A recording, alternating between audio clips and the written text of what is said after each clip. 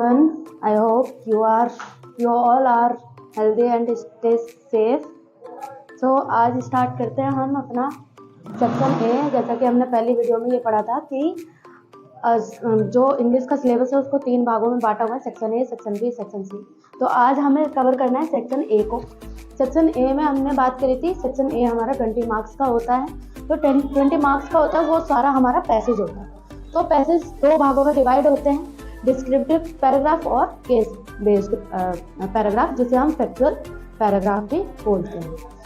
ये भी 10 मार्क्स का होता है और ये भी 10 मार्क्स का होता है, हमने पिछले वीडियो में पढ़ा हुआ था। और जो डिस्क्रिप्टिव पैराग्राफ होता है, यह आपको डिस्क्राइब करके दिया होता है किसी भी चीज़ के बारे में। और ये हमारा जो पैराग्राफ होता है ये 400 से 500 वर्ड्स में आता है और एग्जाम में। और ऐसी केस बेस्ड किसी फैक्ट पर, किसी सत्य पर या तथ्य पर आधारित पैराग्राफ होता है, ये 200 से 250 वर्ड्स में होता है टोटल। तो हम ये कह सकते हैं पूरा जो पैराग्राफ का बर्डन आता है वो 600 से 700 वर्ड्स होते हैं, जिनको आपको रीड आउट करना होता है। अब अगर हम बात करें, पूरा दोनों जो है 20 नंबर के आपके आते हैं और ये आपको करने ही जरूरी होते हैं। बच्चों को मैंने देखा है कि बच्चे कई बार दिक्कत में आते हैं कि भाई पैराग्राफ को पूरा नहीं पढ़ पाते, समझ नहीं पाते। तो उसको सिंपल तरीका, अनसीन पैसेज जो आते हैं, जैसे ये इस टाइप के आपके क्वेश्चन पेपर है। और क्वेश्चन पेपर का अच्छा, सबसे पहले ये देख लेते हैं कि आपको मैंने सेक्शन ए, बी, सी को 3 भागों में डिवाइड करने के लिए बोला था कि 3 भागों में डिवाइड किया हुआ है। तो 3 भागों में डिवाइड ये इस तरीके से हुआ पड़ा है। रीडिंग स्किल जो आपके 20 मार्क्स की है, जिसमें आपका पैराग्राफ है। Writing skill and grammar skill totally 20 marks का, और लिटरेचर 40 मार्क्स। तो सबसे पहले ये समझते हैं कि जो आपका ये पैराग्राफ है इसको सॉल्व कैसे करना है। तो सबसे पहले जब हम इसको समझते हैं तो ये आपका पूरा पैराग्राफ आता है इस तरीके का।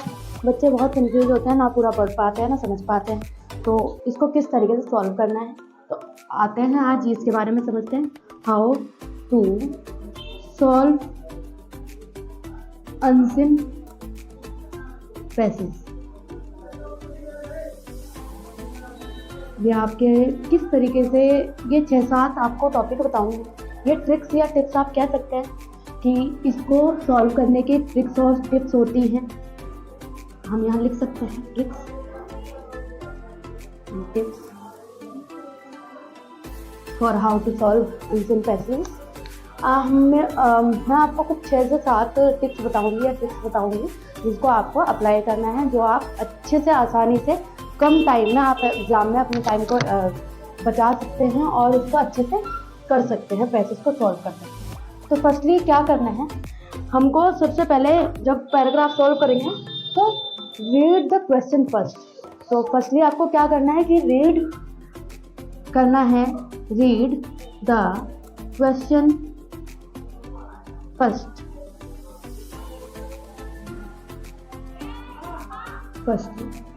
अब देखिए, जब आप रीड करते हैं क्वेश्चन तो आपको पहले पैराग्राफ नहीं स्टार्ट करना, आपको सिर्फ पहले क्या करना है, क्वेश्चन स्टार्ट करना है, क्वेश्चन पढ़ना स्टार्ट करना है। इससे आपका क्या फ़ायदा होगा, जब आप क्वेश्चन पढ़ेंगे तो आपको एक आइडिया लग जाएगा ऊपर ही ऊपर कि आपका पैराग्राफ हो सकता है किस वजह से होगा, किसके ऊपर होगा, आपको जनरल आइडिया लग जाएगा। That's it.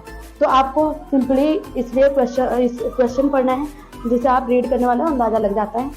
सेकेंड, आप क्या करोगे, अंडरस्टैंड द क्वेश्चन। जब आप फर्स्टली क्वेश्चंस को पढ़ लेंगे, देन आपको अंडरस्टैंड करना है कि क्वेश्चन होता क्या है। देन हो जाएगा understand the questions.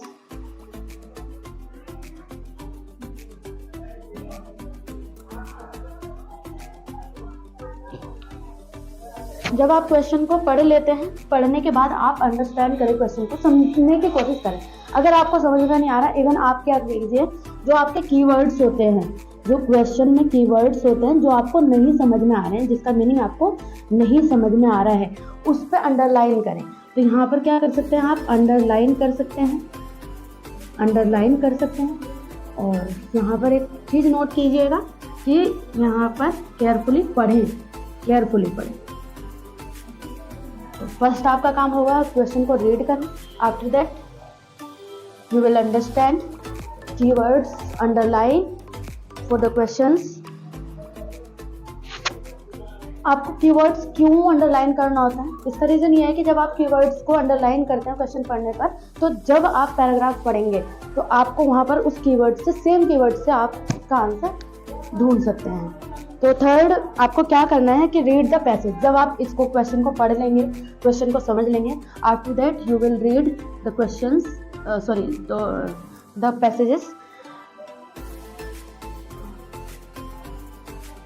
Read the passage with questions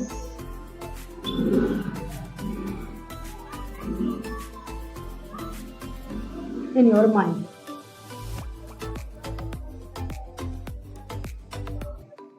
आपको क्या करना है, जब आप क्वेश्चन पढ़ लेंगे, समझ लेंगे, आपको उस क्वेश्चंस को अपने माइंड में रखना है। और माइंड में रख कर ही, मतलब आपको थोड़ा सा अपने माइंड में ये रखना है कि हाँ ये क्वेश्चन इस बारे में था, और फिर आपको रीड आउट करना अपना पैसेज को। जब आप पैसेज को पढ़ेंगे तो आपको याद आते जाएंगे कि इस क्वेश्चन में बोला क्या था, उस कीवर्ड से आपको क्वेश्चन ढूंढने में आसानी होगी। देन आफ्टर दैट आप क्या कर सकते हैं, locate your answer,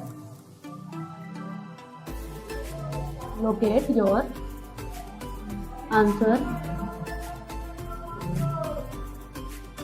with the help of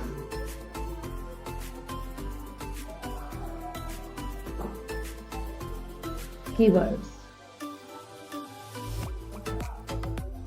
मान लीजिए आपके पास कोई क्वेश्चन में कीवर्ड्स मिल गया था जो आपको नहीं समझ में आ रहा है, वही कोई कीवर्ड जो है आपको उसका मीनिंग नहीं पता, लेकिन वो आपको मिल गया पैसेज में, तो आप उसी से आंसर उसका मिला सकते हैं। देन फिफ्थ, आप एक माइंड में एक चीज रखेंगे, understand the question, sorry fifth आप क्या माइंड में रखेंगे कि understand the passages instead of translation. Understand the passages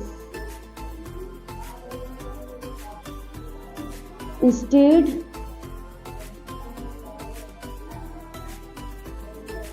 of the translation। Means आपको ट्रांसलेशन करने के बजाय पैसेज को समझना है। ये नहीं कि आपको सबको सारी मीनिंग पता होगी इस पैसेज की, आपको हर मीनिंग नहीं पता चल सकती है, ना ही हमें ना ही आपको। तो आपको क्या करना है कि आपको सिर्फ उस फैक्ट को या उस डिस्क्रिप्शन को, आपको सिर्फ जब आप पूरे पैराग्राफ को पढ़ेंगे तो आप समझने पे फोकस रखें, ना कि आप उसका मीनिंग निकालें। हर चीज़ का मीनिंग नहीं निकलता, तो आपको पैसेज को सिर्फ समझना है, तो आप पैसेज को समझें। 6, आप क्या करेंगे, after that you will read questions again। 6, you will read questions again।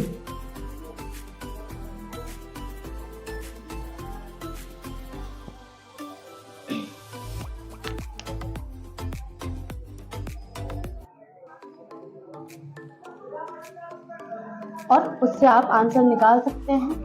7th, आपको अगर सिनोनिम्स, एंटोनिम्स इस टाइप के, अगर उसके वोकैबुलरी बेस्ड आपको क्वेश्चन उस पैसेज से रिलेटेड अगर ढूंढने के लिए कहा जाए, तो आपको रिफ़र किया जाता है। आपको पैराग्राफ में, आपको क्वेश्चन में रिफ़र किया जाता है कि रिफर्ड पैरा 1, 4, 3, 5, 6 इस टाइप के। तो जब आपको रिफ़र किया जाएगा पैराग्राफ में, पैसेज में, कि रेफरेंस आपको दिया जाएगा कि किस पैरा से आपको सिनोनिम ढूंढना है। तो सिनोनिम का मतलब होता है समानार्थ, एंटोनिम का होता है विलोम शब्द। इस टाइप के वोकैबुलरी से रिलेटेड शब्द आपसे पूछे जा सकते हैं। तो आपको सिर्फ और सिर्फ, आपको मीनिंग तो उसकी भी नहीं पता होगी, तो आपको क्या करना है, उस पैरा में जाके आपको अंडरस्टैंड करना है, एक बार समझने की कोशिश करना है कि आपको एक्चुअल में बोल क्या रहा है। अगर आपको समझ में आ गया तो आप शायद उससे कुछ उसके वर्ड्स निकाल सकते हैं। तो आप इस तरीके से ट्राई कर सकते हैं कि भाई वो जो पैरा बोल रहा है, जो रिफ़र कर रहा है, उससे वो क्या करने की कोशिश कर रहा है, वो try to convey with the paragraph. आपसे मतलब पैराग्राफ के साथ साथ आपको क्या कन्वे करने की कोशिश कर रहा है वो पैराग्राफ, तो आप उससे अर्थ निकाल सकते हैं। 8th, आप क्या काम कर सकते हैं, कि 7th मैं यहाँ टॉपिक डाल देती हूँ आपका, कि 7 वाला आप क्या कर सकते हैं कि understand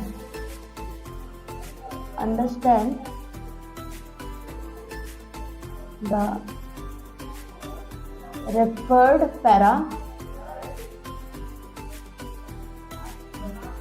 para what try to convey by the para, कि मतलब क्या कन्वे करने की, क्या आपको देने की कोशिश कर रहा है, क्या समझाने की कोशिश कर रहा है, आपको ये समझना है। आप जो है यू विल फाइंड सिनोनिम्स और एंटोनिम्स एक्सेट्रा वोकैबुलरी रिलेटेड।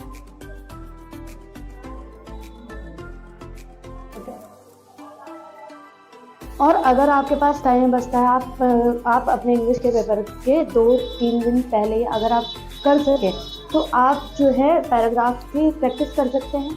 अगर आप प्रैक्टिस करते हो तो आप फाइंड करोगे कि आप अच्छे से कर पा रहे हो। अगर आप ये ट्रिक्स अपनाते हैं तो आप 15 मिनट्स मिनिमम 15 मिनट्स में आप पैराग्राफ को सॉल्व कर सकते हैं आसानी से। और अगर आपके पास टाइम बचता है तो आप प्रीवियस ईयर या एंशिएंट पैसेजेस जो आते हैं उन चीज़ों को सॉल्व करने की कोशिश करें टाइमर लगाकर। टाइमर किस तरीके से लगाना है, आपको 15 मिनट का टाइमर रखना है या 20 मिनट, मैक्सिमम आप 20 मिनट्स का टाइम रखें और इसको सॉल्व करने के इसी ट्रिक्स से अपनाएं। आप 15 मिनट में गारंटी के साथ आप 15 मिनट में करना सीख जाएंगे और वैल्यूएबल चीज़ें आपको मिल जाएंगी। ठीक है, I hope you will understood. तो आज के लिए बस इतना ही। आप लोग अच्छे से रहिए और इसको अच्छे से करते रहिए। चलिए, धन्यवाद।